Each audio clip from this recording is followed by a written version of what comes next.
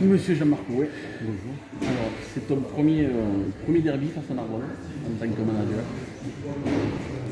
Est-ce que tu as senti une tension particulière qui entourait ce match-là? Alors, je passe autant chez les joueurs que dans la rue, Est-ce que j'ai senti quoi? une tension Une particulière. tension? Ou une excitation, comme tu veux. Ouais, non, pas je dirais pas une tension, je dirais beaucoup de concentration depuis maintenant 15 jours, puisqu'on a eu un week-end de repos le week-end dernier.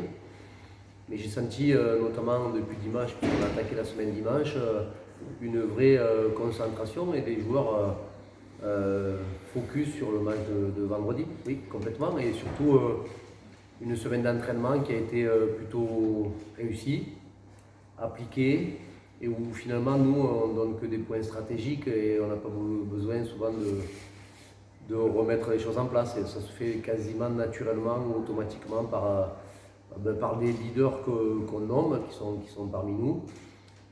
Et du coup, c'est aussi des semaines intéressantes pour nous en tant que stratège. C'est plus là-dessus que sur la motivation. Donc oui, nos joueurs sont prêts. Alors, tu es entraîneur tarnais, Eric est Togaronnais. Les deux joueurs que nous avons là sont varois. Est-ce que le derby audois perd de son excitation ou est-ce que pour vous ça représente toujours quelque chose, le rugby et le derby, notamment depuis que le professionnalisme existe? Ou est-ce que cette notion-là s'est un petit peu perdue avec le temps et avec le professionnalisme? Bah, je crois surtout qu'on est tous les quatre à 100% carcassonnés depuis qu'on est ici. Ça a du charme, oui, bien sûr. Et moi, en tant que manager, je prends ça aussi à cœur, avec beaucoup de retenue et beaucoup d'envie de le gagner. Mais on est tous carcassonnés aujourd'hui. On est engagés, on est dans un club avec les valeurs que peut véhiculer ce club, des partenaires, puisqu'aujourd'hui on est plus nombreux. Et je crois qu'aujourd'hui on ne se sent ni Tarnais, ni Augaronnais ou Narbonnais, on est juste Carcassonnais et on a juste envie aujourd'hui de faire briller ce club, la ville, les partenaires, et on a juste envie que les jaunes et noirs gagnent demain. Mais bien sûr que le derby il a une saveur particulière et même si le rugby est devenu professionnel, ça a quand même une saveur. La preuve c'est que la semaine a été différente des autres semaines, même si demain ça reste un match comme un autre, mais avec une saveur particulière. Même question à Eric. Est-ce que ce derby-là, le derby audois, n'est finalement plus qu'un derby pour les supporters? Parce que les supporters, eux, restent audois. Non, c'est un vrai derby. C'est comme dit Jean-Marc, voilà, on est carcassonnais, on est ici parce qu'on aime les valeurs qui sont prônées, l'humilité, toutes ces choses-là et le travail. Donc voilà, et après c'est un derby. Comme dit Jean-Marc, il y a eu beaucoup d'agitation autour de nous. On a su rester froid dans le travail, dans ce qu'on fait au quotidien. Et c'est ça qui est le plus important. Après, c'est qu'un match, c'est que 4 points. Et avec celui-là, il en restera 15. Il y a encore 62 points à distribuer. Donc la saison est encore longue. Mais bon, voilà, on a tous envie d'être à demain, de jouer ce match. Et surtout les joueurs. On a fini notre job souvent à ce moment-là, le jeudi. Mais voilà, je crois que les joueurs seront prêts. Et puis bon, le stade sera plein. Donc c'est top d'avoir un match comme ça. Alors Gilles Bosque disait dans nos colonnes que c'est pas la fin du monde s'ils perdent ce match-là. Est-ce que Romain ou Étienne, vous avez le même avis? Oui, c'est pas la fin du monde. Eric il vient de le dire, il restera encore des points à distribuer. Voilà. Après c'est un match avec de l'enjeu. Moi ce qui m'intéresse, je pense l'équipe, ce qui nous intéresse, c'est plus le contexte du match que le derby. Voilà, c'est le premier contre le second, il faut pas oublier Nice. Et nous, c'est ça qui nous intéresse, voilà, c'est d'essayer de gagner ce match pour prendre la tête de cette nationale. Alors Étienne, il y aura de la pression dans ce match-là. Narbonne est premier de poule, on voudra garder son statut de leader. Vous êtes second, vous allez le passer devant. Et vous jouez en plus à domicile, il y a deux pressions qui sont un peu différentes. Est-ce qu'il y a une des deux pressions qui est plus positive que l'autre? Ça dépend comment on le voit. C'est important d'avoir une pression positive avant un match.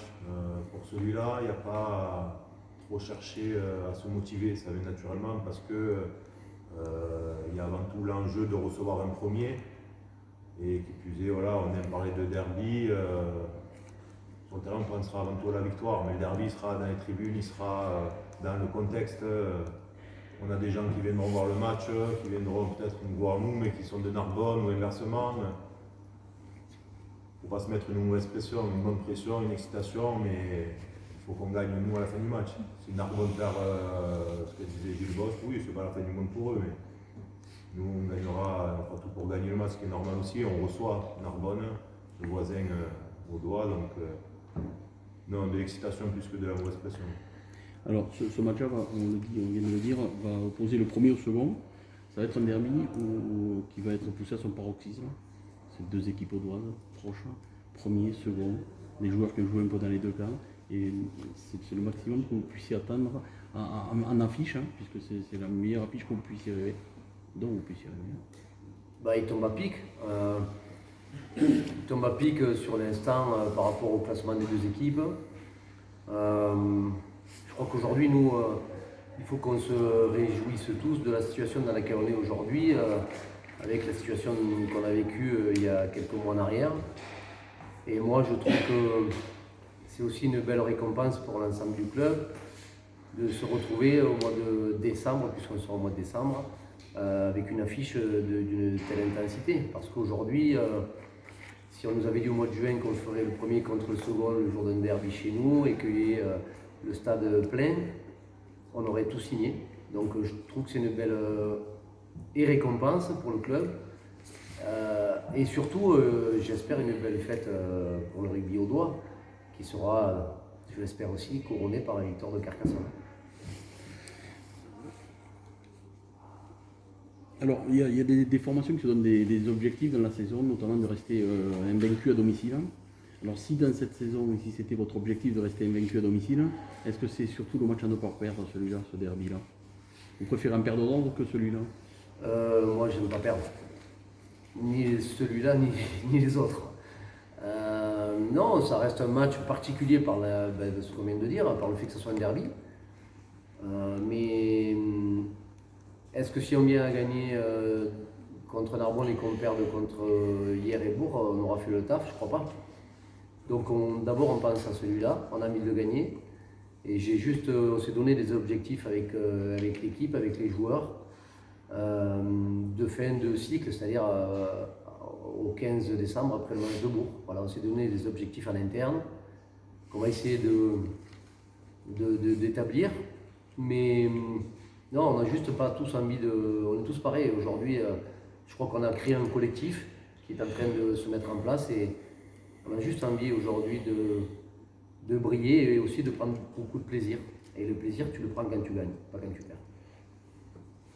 Alors, Eric, sur le papier, on a deux équipes qui risquent d'avoir, même, je ne vais pas vous demander de dévoiler votre stratégie, mais mes regards, Narbonne joue beaucoup derrière, hein, une ligne 3/4 qui est très performante. Carcassonne assure avec ses avants, beaucoup, ou très fort avec ses avants. On s'attend à un match où Carcassonne va jouer plus devant et Narbonne va essayer de vous faire courir derrière. On peut s'attendre à cette stratégie-là ou c'est réducteur de dire ça? C'est pas moi qui l'ai dit, c'est vous. Moi, on a une stratégie qu'on a mis en place bien sûr sur le match de Narbonne qu'on ne va pas dévoiler.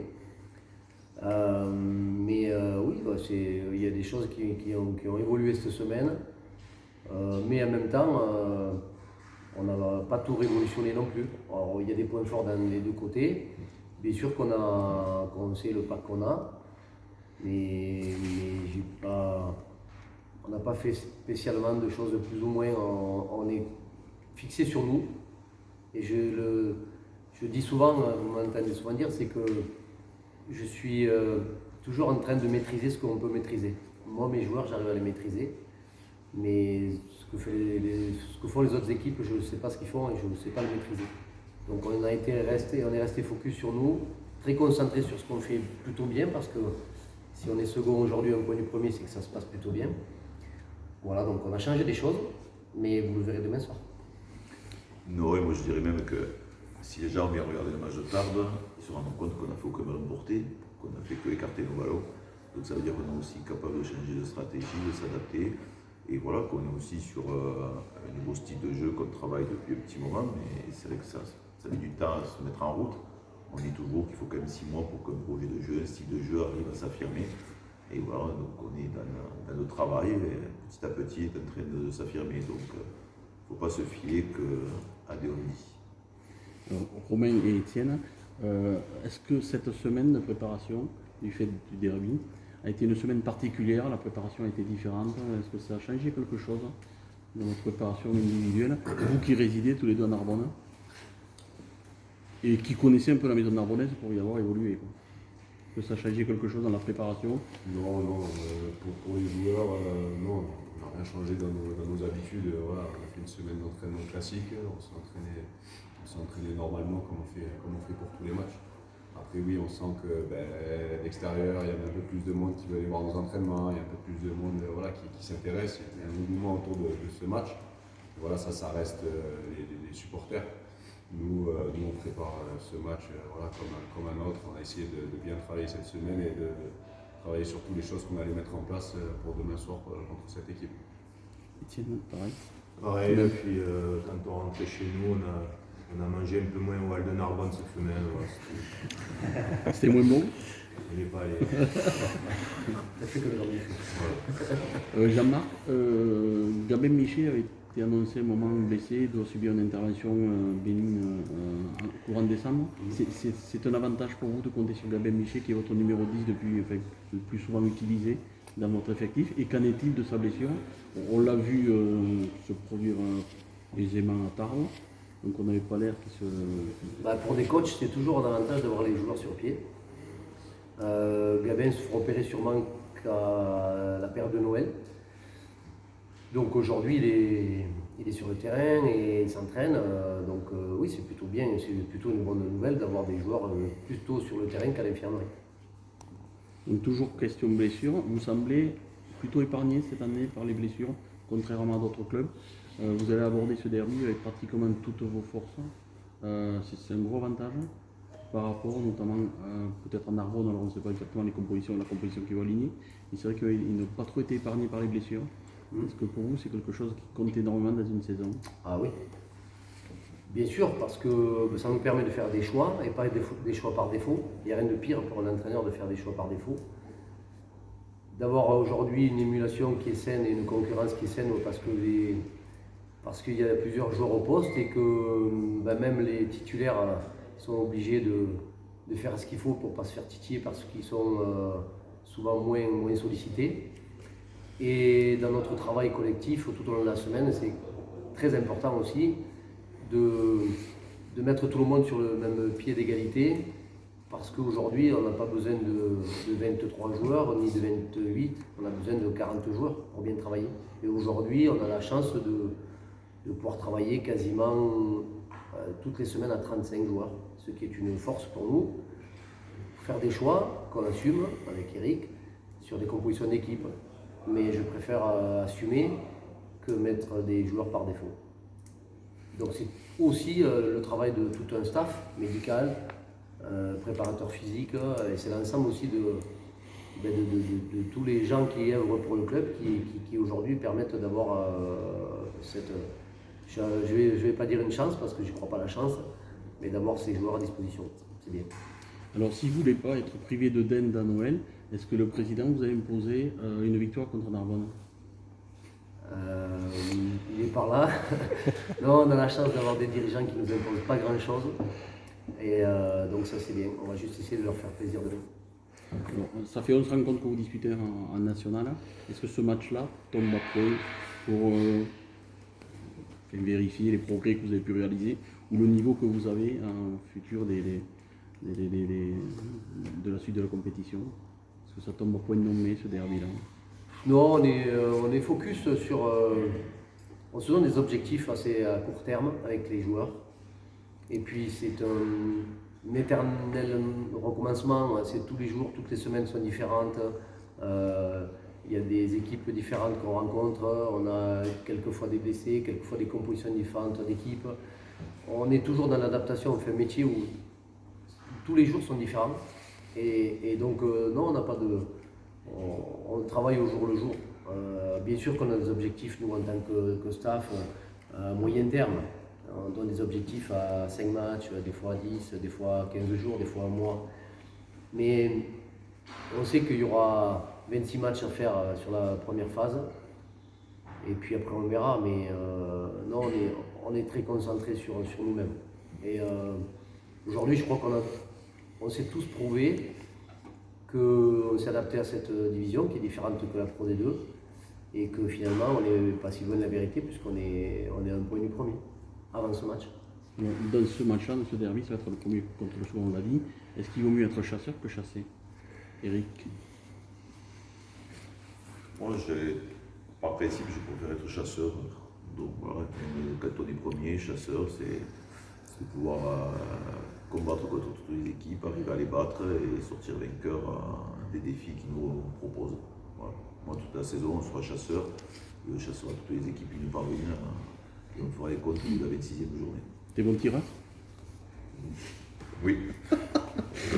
Au niveau des absents, de la composition d'équipe, ce sera laquelle? Jean-Marc, vous partirez avec quoi? Alors, on a vu une équipe gagner à Tarbes.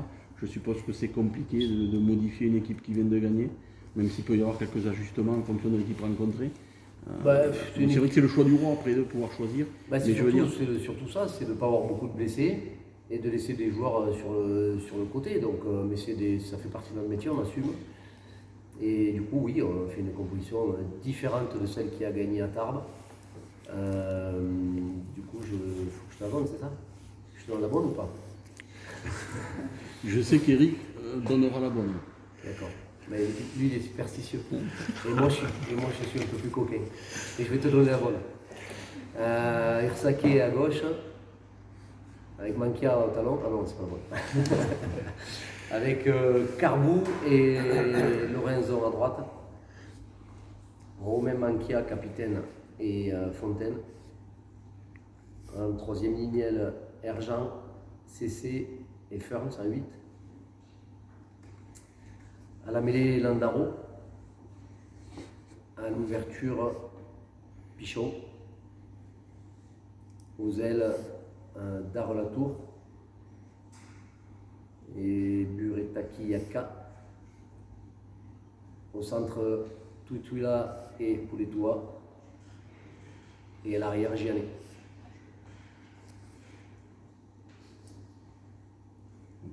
Remplaçant, à gauche, Lorenzo. Au talon, Lucas Petriashvili. Akobadze. Pour les autres avant, Guyot. Ifti Michouk, Fadli, et ensuite donc sur les trois quarts, Anon et Miché. Pas de Miché titulaire, donc ça veut dire que c'est un choix ou c'est aussi par rapport à sa blessure? Non, c'est un choix. Au niveau de Gram, il a été expulsé à Périgueux, la sentence est tombée, est-ce que vous avez fait appel? Oui, le club a fait appel, on attend une réponse de la Fédé. Qui devrait tomber, vous avez une idée ou pas du tout? Qui devrait tomber quand les repas de la Fédé seront terminés. Après Noël ou... On espère après la dinde. On espère là, oui. On va pas avant. Merci beaucoup, c'est bon. C'est complet. Merci beaucoup et bonne chance pour ce week-end. Merci. Merci.